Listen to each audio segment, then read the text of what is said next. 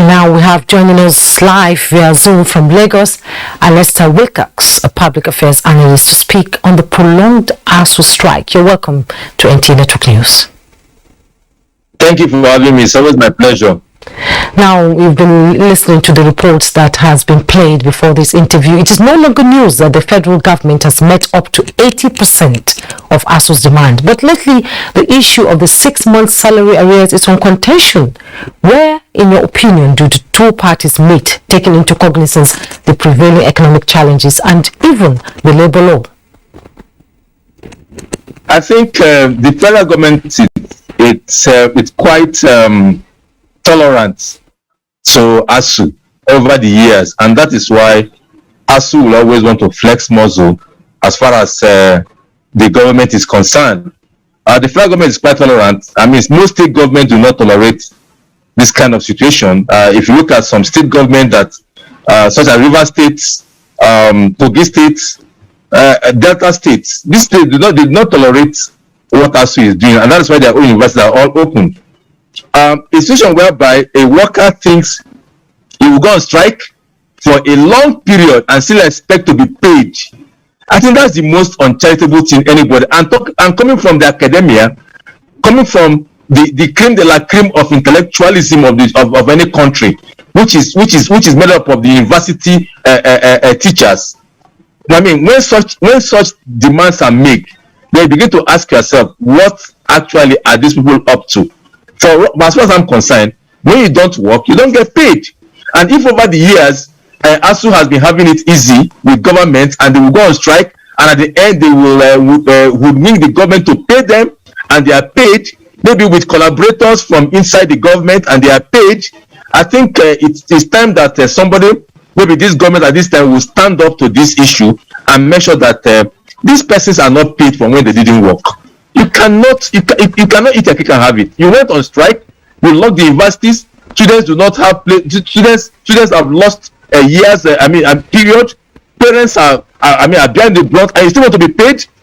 Where does that happen? I mean, only in Nigeria that anybody can say such trash, and I think it's time that the government take a very hard step on this, and I think Nigerians will support this kind of move so that we don't remain in a circle all the time. Talking about flexing muscles, do you see the strength of ASUU dwindling going forward with opposition groups breaking away? Talking about the Congress for Universities Academics, CONUA, and the pulling out of some state universities from its fold. Well, I think that kind of breakup is long overdue. There was a time that a splinter group came up, and I think it started from University of Port Harcourt, which was my alma mater. And that group came up, and I don't know how that fizzled out. And I think state universities are also wanting to form their own group, which I think is the right way to go. But you see, I'm for strength, I'm for unionism. I mean, when I was in the university, back when I was in university in the 90s, ASUU has been going on strike. I'm sure those lecturers today who are members of ASUU, they were in the universities in the 90s when I was there, when their own lecturers were going on strike. And I think at this point, has strike solved the problem? It has not. And so if there is a splinter group within ASUU, because you cannot hold everybody to ransom, the conditions are not the same. State universities, if you have problem with the federal government, then you deal with federal government, and not the state university that are supposed to be running, that has no problem with their own workers, and then you not drop everything. So I think, in order to curb some of these things, I think the democratization of ASUU is imminent. Maybe the state universities should have their own. Universities should begin to deal with ASUU based on university by university cases. Because as far as I'm concerned, this becomes a menace.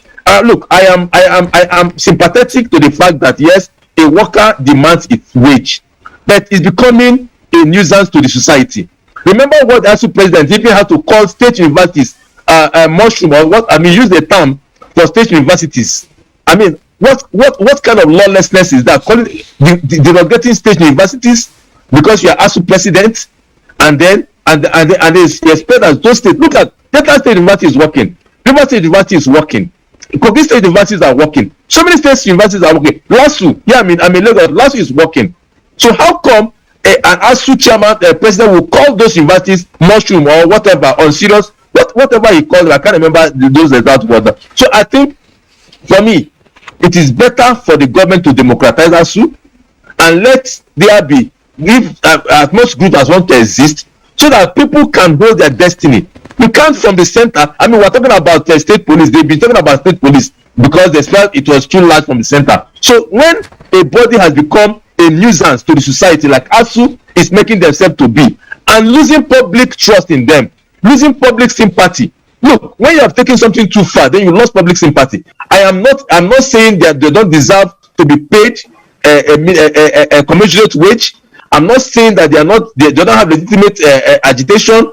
But when an agitation has gone to the level of you becoming a nuisance, when people can no longer understand what you're agitating, when people can no longer understand the fact that you're agitating for, and you want to strike for upwards of 6 months, and you're saying it's indefinite, and you want the government to go and to do what? To go and print money to solve all your needs. The government needs about 1 trillion to meet all your needs. And you want government, an academia that has the best of economists, the best of brains, that should even advise government on financial matters, are the one that telling government to go and manufacture or print 1 trillion naira to solve, so that they can have their problems solved before they go back to school. I think that is, that's rascality taken too far. And I would be so sad.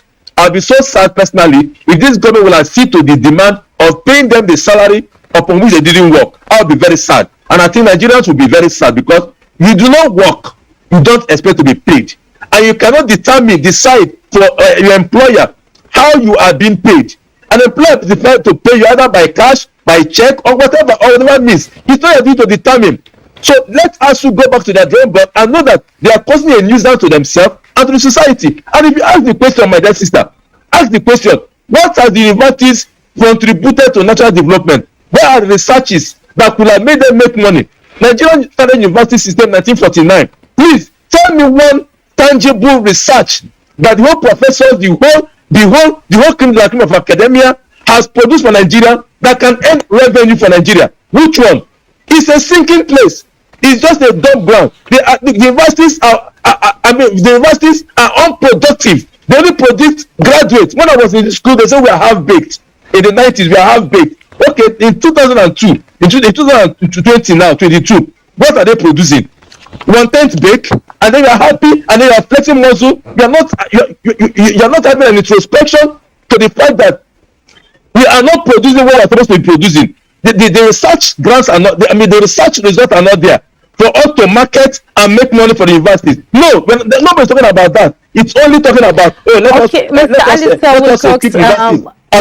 Mr. Alistair Wilcox, we thank you so much for your insight. You've raised a lot of pertinent questions, and we hope that they will come to a compromise so that the students can return to the classroom. Thanks so much. I do hope reason will prevail on them, and I do hope the government will have a strong stand with respect of payment of the arrears of the days they didn't work.